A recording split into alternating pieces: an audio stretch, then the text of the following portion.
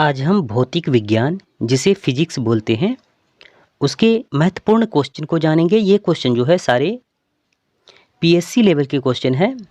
हर state के PSC में ज़्यादातर पूछे जाते हैं।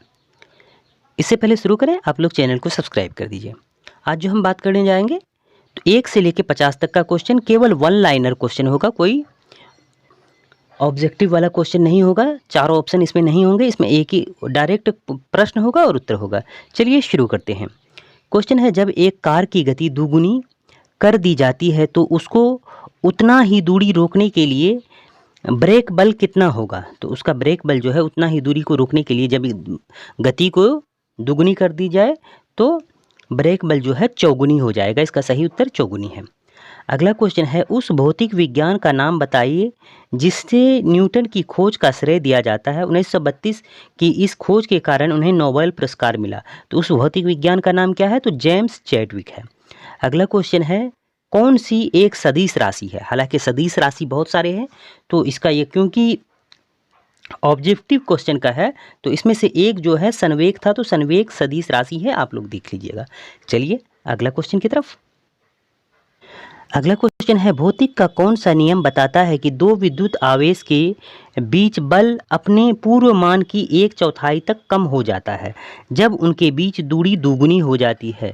तो यह कौन सा नियम बताता है? तो यह कुलुम्ब का नियम बताता है कि जब दो विद्युत आवेशों के बीच अपने पूर्व मान की 1/4 कम हो जाता है जब उनके बीच की दुगुनी हो जाती है। जब दूरी दुगुनी हो जाती है तो विद्युत आवेशों के पूर्व के मान का 1/4 कम हो जाता है। तो यह किसका नियम है? तो कुलुम्ब के नियम है।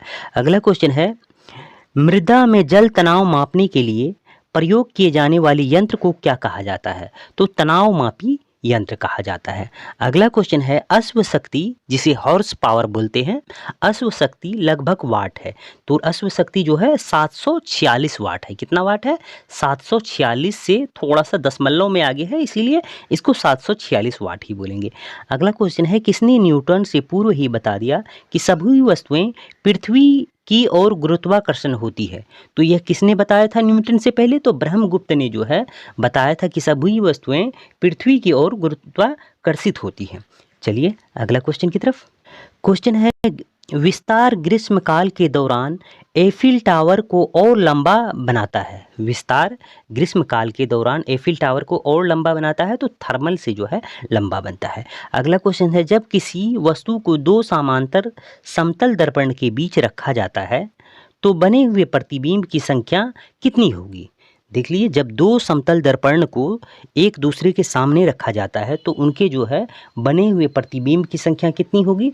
तो यह अनंत तक चलेगा, अनंत तक। आप लोग नाई के दुकान में जाते होंगे, उनके पीछे जो शीशा होता है वो आप उसमें गौर से देखिएगा तो वो शीशे फोटो ही फोटो आपका चारों तरफ आएगा, बड़ा से छोटा होते चले जाएगा। वो कहाँ तक चलता है? तो अनंत तक चलता है। अगला क्वेश्चन है, जॉर्ज साइमन ओन्हा किसके समान हमारे प्रसिद्ध ओम का कानून किस देश से है? तो एक बार फिर से देख लीजिए, जॉर्ज साइमन ओहम किसके समान सम्मान में हमारे पास प्रसिद्ध ओम का कानून है? ये तो यह जर्मनी के सम्मान में प्रसिद्ध ओम का कानून है। अगला क्वेश्चन है, बल का एसआई मात्रक है। तो बल का एसआई मात्रक जो है न्यूटन है। अगला क्वेश्चन है, अमेरिकी वैज्ञानिक एडविन हबल का नाम किस सिद्धांत से जुड़ा है? तो एडविन हबल का नाम जो है बिग बैंग सिद्धांत से जुड़ा है। चलिए आगे बढ़ते हैं। क्वेश्चन है, कौन सी राशि सदिश नहीं है? तो सदिश राशि तो हालांकि बहुत सारा है, लेकिन यहाँ जो है क्योंकि ये ऑब्जेक्टिव क्वेश्चन से लिया गया है तो उसमें 4 ऑप्शन में आयतन जो है सदिश राशि नहीं है। अगला क्वेश्चन है, भौतिक और खगोल विज्ञान में घटना का नाम क्या है जिसमें चुंबकीय क्षेत्र में प्रकाश स्रोतों में रखे जाने पर वर्णक्रमीय रेखा की 2 या 2 से अधिक घटकों को थोड़ा अलग आवृत्ति में विभाजित करना शामिल है? तो यह कौन सा घटना का नाम है? तो जीमेन प्रभाव का नाम है। अगला क्वेश्चन है, कोई भी एक मूल परिणाम बताइए। सही उत्तर समय और काल जो है मूल परिणाम है। अगला क्वेश्चन है, ब्लांटिंग पेपर द्वारा स्याही को सोखने में शामिल है। क्या शामिल है? तो केशकिया अभिक्रिया परिघटना जो है स्याही को सोखने में शामिल है। अगला क्वेश्चन है, प्रकाश के परिकर्णन द्वारा संचालित परिघटना का नाम क्या है जिसमें सूर्योदय और सूर्यास्त के चारों ओर पहाड़ी उपद्रवी एक रसीले या नारंगी रंग के रंग प्राप्त करती है? तो यह जो है अल्पेंग्लो है। अगला क्वेश्चन है, कौन सा यंत्र धातु भट्टियों के अंदर का तापमान को मापने के लिए सबसे उचित है? तो धातु भट्टियों के अंदर का तापमान के लिए जो है मापने के लिए पायरोमीटर जो है सबसे उचित है। अगला क्वेश्चन है, भौतिकी में से उस नियम का नाम बताइए जिसमें कहा गया है कि तापमान और दबाव स्थिति में से गैसों में समान आयतन में सही आवोगाद्रो नियम है। तो यह कौन सा है? एक बार फिर से देख लीजिए, भौतिक उस नियम का नाम बताइए जिसमें कहा गया है कि तापमान और दबाव की स्थिति गैसों के समान आयतन में अणुओं की संख्या होती है। तो यह कौन सा नियम में है? तो आवोगाद्रो का नियम में है। चलिए अगला क्वेश्चन की तरफ। क्वेश्चन है, यदि चलती हुई वस्तु का वेग के दुगुना कर दिया जाए तो उसका क्या होगा? यदि किसी चलती हुई वस्तु का वेग दुगुना कर दिया जाए तो गतिज ऊर्जा 4 गुना हो जाता है। अगला क्वेश्चन है, पारा थर्मामीटर के कार्य करने का सिद्धांत है।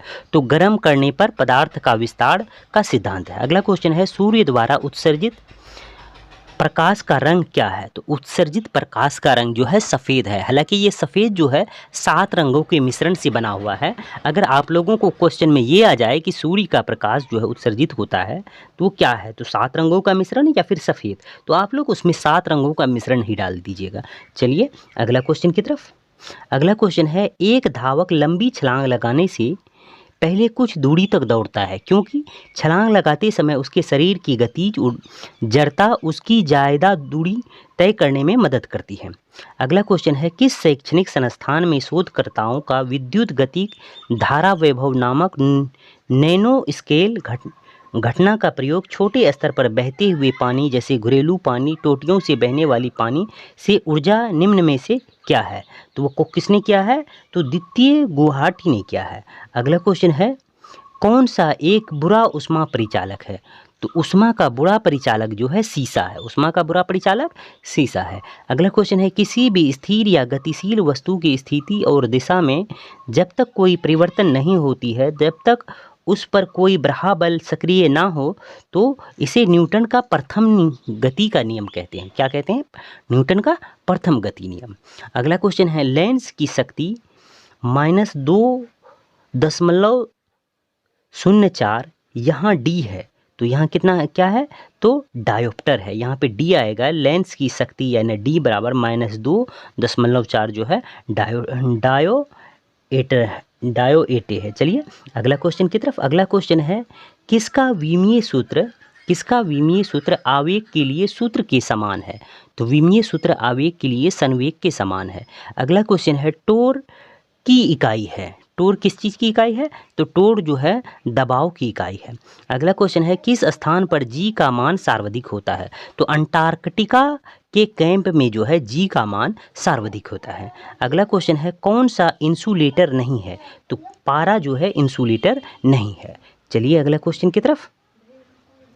अगला क्वेश्चन है, पहली काम करने वाली लेज़र का आविष्कार किसने किया था? तो लेजर का आविष्कार जो है T.H. मेमन ने किया था। अगला क्वेश्चन है, घरेलू विद्युत परिपथ में प्रयुक्त फ्यूज के लिए रेटिंग निम्न के आधार प्रदान की जाती है। तो विद्युत धारा में प्रदान की जाती है। अगला क्वेश्चन है, चंद्रमा पर वायुमंडल नहीं है क्योंकि यहाँ परमाणुओं का पलायन वेग उनके वर्ग माध्य मूल वेग से कम है। अगला क्वेश्चन है, कौन सा अपवर्तनांक क्राउन ग्लास के सबसे करीब है? कौन सा अपवर्तनांक जो है क्राउन ग्लास के सबसे करीब है? तो कनाडा बाल्सम जो है सबसे करीब है। अगला क्वेश्चन है, किस एक की इकाई मैक्सवेल है? किस एक की इकाई मैक्सवेल है? तो चुंबकीय फ्लक्स की इकाई जो है मैक्सवेल है। अगला क्वेश्चन है, वैज्ञानिकों में से किसने कॉटन जीन का आविष्कार किया था? तो एली हिट्टनी ने जो है कॉटन जीन का आविष्कार किया था।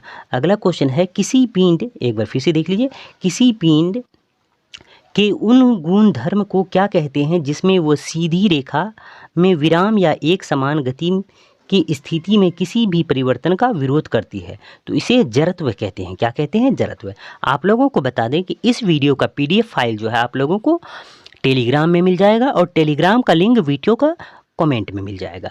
अगला क्वेश्चन है प्रतिध्वनि सुनने के लिए न्यूनतम दूरी मीटर में कितनी होनी चाहिए? तो 17 मीटर होनी चाहिए।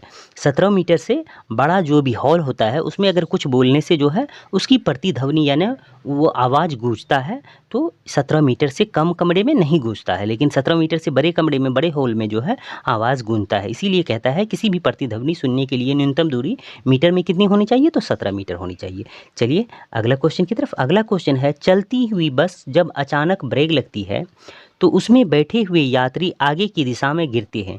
इसको किसके द्वारा समझाया गया है? तो इसको न्यूटन के प्रथम गति नियम के द्वारा समझाया गया है। यदि एक केशिका का व्यास को दोगुना किया जाए तो उसके भीतर का पानी का उठाव होगा तो आधा हो जाएगा। अगला क्वेश्चन है दूध से क्रीम निकाल लेने पर घनत्व पर क्या परिवर्तन होता है? तो दूध का घनत्व जो है क्रीम निकालने पर दूध का घनत्व घटता है यहाँ पे, लेकिन बढ़ता लिखा हुआ है। दूध से क्रीम निकालने पर दूध का घनत्व बढ़ता नहीं है, जबकि घट ही जाता है। चलिए अगला क्वेश्चन की तरफ। क्वेश्चन है एक श्यामपट्ट रंग में काला क्यों दिखाई देता है? वह सारे रंग को अवशोषित कर लेता है। श्यामपट्ट का रंग जो है काला इसलिए होता है क्योंकि वह सभी रंग को अवशोषित कर लेता है। और जैसे अगर कोई दूसरा कलर होगा तो उसमें जो है लाइट चमकने लगता है, उसको सही से दिखाई नहीं देता है, लेकिन ये जो है सभी कलर को, सभी रंग को जो है अवशोषित करने की वजह से कोई भी कलर इसमें दिखाई देता है। हालांकि हम लोग चौक से जब लिखते हैं वाइट चौक से तो बिल्कुल दिखाई देता है।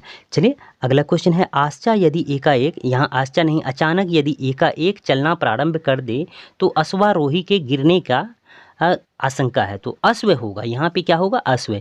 अश्व सीधे शॉर्टकट में समझते हैं। घोड़ा यदि एकाएक चलना आरंभ कर दे तो अश्वारोही यानी घोड़े का चालक को गिरने की आशंका का कारण है। तो विश्राम जड़त्व के कारण जो है ये है, घोड़े के चलाने वाले गिरने की आशंका है। अगला क्वेश्चन है प्रकाश के वेलतेय सेल का प्रयोग से सौर ऊर्जा के रूपांतरण के दौरान से किसका उत्पादन होता है? किसका उत्पादन होता है? तो दौरान जो है किसका उत्पादन होता है? तो विद्युत ऊर्जा का उत्पादन होता है। अगला क्वेश्चन है जब एक कुएं से पानी की बाल्टी ऊपर खींचती है तो हमें महसूस होता है कि बाल्टी, जब एक कुएं से पानी की बाल्टी ऊपर खींचती है तो हमें महसूस होता है कि बाल्टी पानी की सतह से ऊपर भारी हो गया। हालांकि आप लोग भी अगर कुआं नहीं है तो आप लोग ट्राई नहीं कर पाएंगे। जिसके पास कुआं है वो बाल्टी जब पानी में डूबी हुई होती है उसको खींचने में बिल्कुल आसान होता है, लेकिन जैसे ही पानी से ऊपर आता है तो वह बाल्टी क्या होता है? भारी हो जाता है। तो पानी की सतह से ऊपर भारी हो गई, ये महसूस होता है। अगला क्वेश्चन है वह मीटर जो वाहन द्वारा तय की गई दूरी को मापता है उसे क्या कहा जाता है? तो वाहन द्वारा तय की गई दूरी को जो मापा जाता है उसे हिंदी में पथमापी कहा जाता है। अगला क्वेश्चन है शरीर का वजन कहाँ अधिकतम होता है? तो ध्रुव पर जो है अधिकतम होता है। शरीर का वजन ध्रुव पर अधिकतम होता है। अगला क्वेश्चन है जब एक धातु की अंगूठी या छल्ले को गर्म किया जाता है तब उसके छिद्र का क्या होता है? तो जब एक धातु की अंगूठी या छल्ले को गर्म किया जाता है तब उसके छिद्र जो है वो बड़ा हो जाता है। आप लोग जानते होंगे कि गर्म करने पर कोई भी चीज़ फैलता है और ठंडा करने पर वह सिकुड़ता है, तो वह क्या हो जाता है? बड़ा हो जाता है। चलिए अगला क्वेश्चन की तरफ। और इस वीडियो क्लासेस का अंतिम क्वेश्चन है स्वचालित कलाई घड़ियों में ऊर्जा मिलती है। स्वचालित कलाई घड़ी यानी ऑटोमेटिक जो है, जो अपने से चलता है, उस घड़ियों में ऊर्जा किससे मिलती है? तो उस घड़ी में ऊर्जा जो है हमारे हाथ के विभिन्न संचालन से, यानी हाथ हम लोग दिन भर काम करते हैं उसी से जो है उनका जो है इंजन घूमने लगता है। उसमें कोई बैटरी नहीं होती है। हालांकि ये घड़ी थोड़े से महंगे होते हैं, लेकिन ये घड़ी जो है स्वचालित कलाइयों में हाथ की वजह से इनको ऊर्जा मिलती है। चलिए अगला क्वेश्चन हमारा है ही नहीं, हम एक क्वेश्चन आप लोगों को दे रहे हैं। इस क्वेश्चन का उत्तर आप लोग कमेंट कर दीजिएगा। दाब का IAS मात्रक यानी IAS मात्रक को क्या कहते हैं? दाब का IAS मात्रक को क्या कहते हैं? ये आप लोगों को वीडियो को कमेंट में बताना है। आप लोगों को हमारा वीडियो कैसा लगा? वीडियो अच्छा लगे तो लाइक कीजिएगा, चैनल को सब्सक्राइब जरूर कीजिएगा, क्योंकि नया चैनल है, आप लोग सपोर्ट कीजिएगा। पूरा वीडियो देखने के लिए धन्यवाद।